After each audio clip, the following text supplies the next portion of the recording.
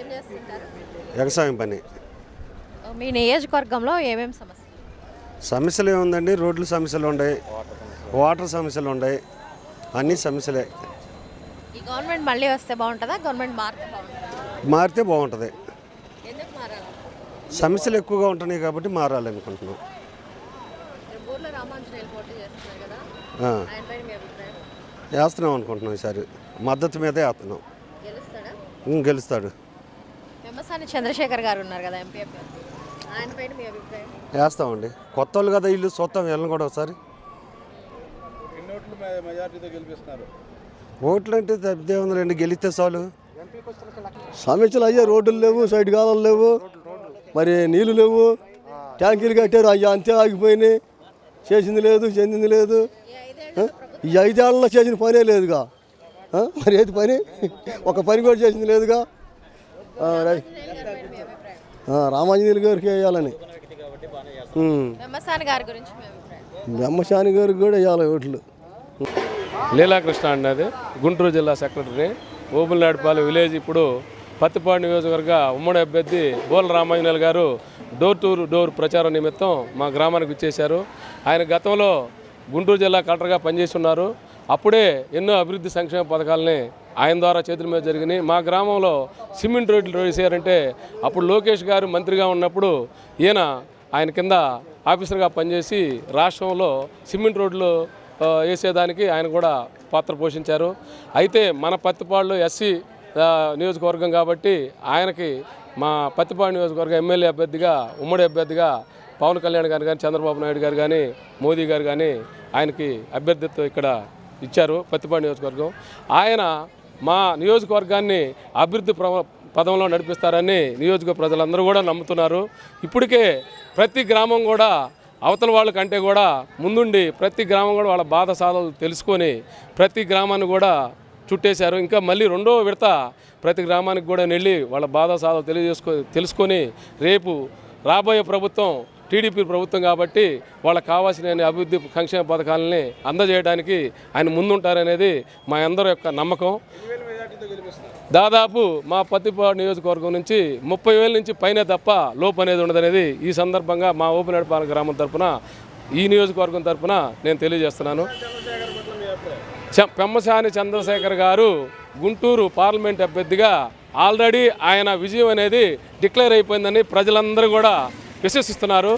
ఆయన ఈ మన గుంటూరు నియోజకవర్గ పార్లమెంట్ అభ్యర్థిగా రావటమే గుంటూరు జిల్లా ప్రజలు చేసుకున్నటువంటి అదృష్టము. ఆయన పెమ్మసాని గారు మన ఇంటర్వ్యూ కూడా ఇచ్చారు. ప్రజలందరికీ కూడాను విద్య, వైద్యం, అన్ని అభివృద్ధి కానీ సంక్షేమ పథకాల్లో కూడాను నేను సొంతంగా కూడా హాస్పిటల్ కానీ స్కూళ్ళు కానీ కట్టిస్తానని చెప్పేసి సొంత నిధులతో కూడా నేను నా నియోజకవర్గాన్ని మోడల్ నియోజకవర్గంగా పార్లమెంట్ నియోజకవర్గాన్ని అభివృద్ధి పాలన నడిపిస్తానని చెప్పి పార్లమెంట్ అభ్యర్థి పెమ్మసాని చంద్రశేఖర్ కూడా తెలియజేశారు.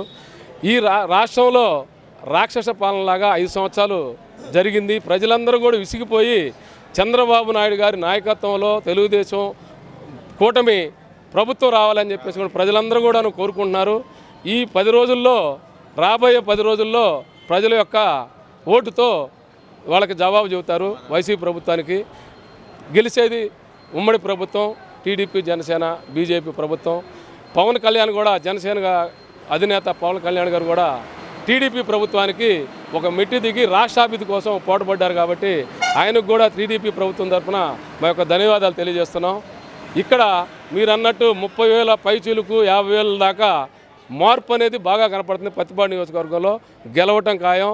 పత్తిపాడు నియోజకవర్గాన్ని మాజీ కలెక్టరు బోర్ల రామాంజనేయులు గారు పూర్తిగా అభివృద్ధి పదంలో నడిపిస్తారని మా యొక్క పత్తిపాడు నియోజకవర్గ ప్రజలందరికీ కూడా నమ్మకం. 2024 అసెంబ్లీ పార్లమెంటు సార్వత్రిక ఎన్నికల సందర్భంగా ఈ రోజున మా పత్తిపాడు నియోజకవర్గంలో బోర్ల రామాంజనేయులు గారు ఐఏఎస్ ఆఫీసర్ గుంటూరు జిల్లా కలెక్టర్గా చేశారు. వారు మా నియోజకవర్గానికి అసెంబ్లీ పార్టీ అభ్యర్థిగా ఎన్నుకోవడం మాకు చాలా గర్వకారణంగా ఉంది. ఈరోజు పరిస్థితి చూస్తే గత 5 సంవత్సరాల కాలంలో 2014 నుండి 2019 వరకు ప్రతిపక్షంగా ఉన్నటువంటి జగన్మోహన్ రెడ్డి గారు ఆనాడు రాష్ట్రంలో ఉన్నటువంటి 5,20,00,000 ప్రజానికానికి ఇచ్చినటువంటి వాగ్దానాన్ని నిలబెట్టుకోలేక నీరుగార్చి అమాయక ప్రజలను మభ్యపెట్టి మోసం చేసి ఇంత దౌర్భాగ్య స్థితికి దిగజారిపోవడం వైసీపీ పార్టీకే సిగ్గు చేయడం చెప్పి ఈ సందర్భంగా మీకు తెలియజేసుకుంటున్నాను. అంతేకాకుండా కాకుండా మహిళలకు పావలా వడ్డీలకి రుణాలు ఇస్తారని, నీటి ప్రాజెక్టులు కట్టిస్తారని, అనేక ప్రభుత్వ రంగ సంస్థలు పరిరక్షిస్తారని చెప్పినటువంటి ఈ దుర్మార్గుడు రేపు రానున్న 24 ఎలక్షన్లో అసెంబ్లీలో అడుగు పెట్టనీయకుండా కూడా చేయాలని చెప్పి ఈ సందర్భంగా మా గ్రామ తరఫున, మా పార్టీ తరఫున, ఈ కూటమి తరఫున కూడా మరొకసారి మీకు తెలియజేసుకుంటాం. ఈ సదవకాశం ఇచ్చినటువంటి మా గ్రామ ప్రజలకి, మీడియా వారికి కూడా మాకు సహకరిస్తారని చెప్పి కూడా ఈ సందర్భంగా తెలియజేసుకుంటూ పెమ్మసాని చంద్రశేఖరరావు గారు కూడా నిన్నటిదాకా నేను వాస్తవంగా చెప్పాలంటే వాల్ పోస్ట్లో చూస్తే నేనేమనుకున్నానంటే అతని పేష్ కట్ చూస్తే నిర్మోకంగా చెప్పేస్తున్నానండి, ఏదో అమాయకుల్లా కనిపించాడు. కానీ నిన్న ఏబిఎన్ ఛానల్లో ఏబూరు రాధాకృష్ణమూర్తి గారు ఆంధ్రజ్యోతి ఎడిటర్ గారితో పరిచయ కార్యక్రమంలో మాట్లాడుతుంటే ఈయన చంద్రబాబు నాయుడు గారు కూడా సారరేమో పెమ్మసాని చంద్రశేఖరరావు గారికి అనేటువంటి ఆలోచన కలిగింది నాకు. అలాగే కాకుండా ఈ రాష్ట్రంలో ఉన్నటువంటి యావత్ ప్రజలకు కూడా అంత తెలివిగా మాట్లాడతాడని చెప్పి నేను తెలియజేసుకుంటాను. రేపు అసెంబ్లీలో ఎవరైనా అరాచకమైనటువంటి మాటలు కానీ, నీచకమైనటువంటి మాటలు కానీ, పదజాలాలు కానీ వాడితే దీని మీద సెన్సార్ కూడా ఒక పథకాన్ని తీసుకొచ్చేటువంటి ఆలోచన కూడా తీసుకురావాలని చెప్పి నిన్న ఏమూరు రాధాకృష్ణమూర్తి గారికి ఆ పరిచయ కార్యక్రమంలో తెలియజేశారు. ఆయన తెలివైన వారు, ఆయన ఉండదగినటువంటి వ్యక్తి. ఆయన గ్యారెంటీగా ఈ గుంటూరు పార్లమెంటరీ నియోజకవర్గంగా అత్యధిక మెజార్టీతో గెలుస్తాడని చెప్పి కూడా నేను ఈ సందర్భంగా ఛాలెంజ్ చేసి చెప్తున్నాను. మా పేరు బొర్రా శ్రీనివాసరావు అండి, సోడవరం. పట్టిసీమ నుంచి నీళ్లు పోస్తే మాగాళ్ళు పండుతుంది అని చెప్పి పంట పండకుండా చేశాడు. అలాంటి వ్యక్తి ఇతను. ఎవరో బాగుపడకూడదు, రాష్ట్రంలో నేనే బాగుపడాలనే నియంత్రణ పాలన ఇతను జగన్మోహన్ రెడ్డి గారు. ఆయన గురించి ఇబ్బంది ఏం లేదండి, ఇబ్బంది ఏం లేదు. 30,000 పైన కానీ తగ్గదు. పెమ్మసాని గారికి 2 లక్షలు వస్తుంది. కారణం ఊరికి 8 మంది 9 మంది 10 మంది మొక్కలు చెరువులని తీసుకొని నానా చేసి జెడ్పీసీలు, ఎంసీటీలు, మున్సిపాలిటీ ఇళ్ళు, ఆఫీసులు ఇళ్ళు ఉన్నవాళ్ళు కలిసి చేసిన నాటకానికి పార్టీ ఓడిపోవడానికి కారణం మెయిన్ చెరువులు. వీళ్ళు 10 మందిగా 5 ఉండేవాళ్ళు ఊరంతా మనం ఎందుకు వేయాలి వీళ్ళకని ఎగచేసి ప్రతి గ్రామం మన ఆంధ్రప్రదేశ్ మొత్తం కూడా అదే జరిగింది. 2014లో దాని చెరువులు తవ్వేశారు.